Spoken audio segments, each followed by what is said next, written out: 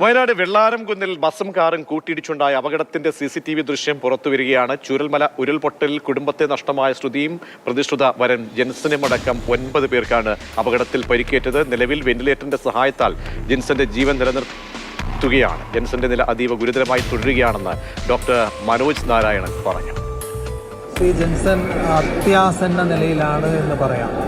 അനിയന്ത്രിതമായ രക്തസ്രാവം മൂക്കിൽ നിന്നുണ്ടാവുകയും കൂടാതെ തലയോട്ടിനകത്ത് തലച്ചോറിന് വെളിയിലും അകത്തുമായി ഗുരുതരമായ രക്തസ്രാവവും ഉണ്ടായിരുന്നു. എല്ലാവിധ സപ്പോർട്ടുകളും കൊടുത്ത് ജീവൻ നിലനിർത്തുകയാണ് ചെയ്തത്. ഇപ്പോഴത്തെ അവസ്ഥ അത്യാസന്ന നിലയിലാണ്. എന്താകുമെന്നുള്ളത് സമയം കൊണ്ട് മാത്രമേ പറയാൻ പറ്റുള്ളൂ. പൂർണ്ണ ആരോഗ്യവാനായി തിരിച്ചു വരാനുള്ള സാധ്യത അങ്ങേയറ്റം വിരളമാണ് എന്ന് പറയാം. ആവശ്യമായ എല്ലാ തരത്തിലുള്ള സപ്പോർട്ടും കൊടുക്കുന്നുണ്ട്.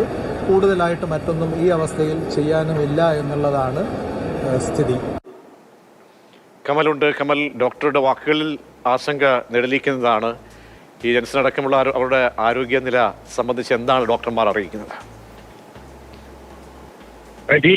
ഡോക്ടർ അത്രയും ആശങ്ക പങ്കുവെക്കുമ്പോൾ നമുക്കും കൂടുതലൊന്നും പറയാനില്ല. അത്രയും അതീവ ഗുരുതരാവസ്ഥയിലാണ് ജെൻസൺ ഉള്ളത്. ഈ വാനിലുണ്ടായിരുന്ന മറ്റുള്ളവരുടെ ആരോഗ്യനിലയൊക്കെ തൃപ്തികരമാണ്. മുൻസീറ്റിൽ ജെൻസൺ ഡ്രൈവ് ചെയ്യുമ്പോൾ അടുത്തിരുന്നത് ശ്രുതിയാണ്. ശ്രുതിക്ക് കാലിന് പരിക്കേറ്റിരുന്നു. അതിനൊരു ശസ്ത്രക്രിയയും കഴിഞ്ഞ ശ്രുതി ഇപ്പോൾ കൽപ്പറ്റയിലെ സ്വകാര്യ ആശുപത്രിയിലുണ്ട്. പുറകിലിരുന്ന മറ്റു ബന്ധുക്കളുടെ ഒന്നും പരിക്ക് അത്രയേറെ സാരമുള്ളതല്ല. പക്ഷേ ജെൻസന് ഗുരുതരമായ പരിക്കാണ് ഉണ്ടായത്. ഈ ഓമ്നി വാൻ എതിരെ വന്ന സ്വകാര്യ ബസ്സിലേക്ക് ഇടിച്ചു കയറുകയായിരുന്നു. മറ്റൊരു വാഹനത്തെ മറികടക്കാൻ ശ്രമിക്കുമ്പോൾ ഇന്നലെ വൈകിട്ട് കൽപ്പറ്റ വെള്ളാരംകുന്നിൽ അപകടമുണ്ടായത്.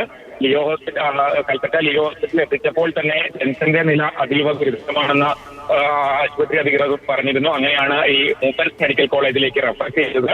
ഇവിടെ എത്തിയത് മുതൽ വെന്റിലേറ്ററിന്റെ സഹായത്തോടെയാണ് ജെൻസന്റെ ജീവൻ നിലനിർത്തുന്നത്. ശരി കമൽ, മറ്റൊന്നും സംഭവിക്കാതിരിക്കട്ടെ എന്ന് പ്രാർത്ഥിക്കാം. പക്ഷേ ഡോക്ടർമാർ നൽകുന്ന സൂചനകൾ ആശങ്കപ്പെടുത്തുന്നത് തന്നെയാണ്.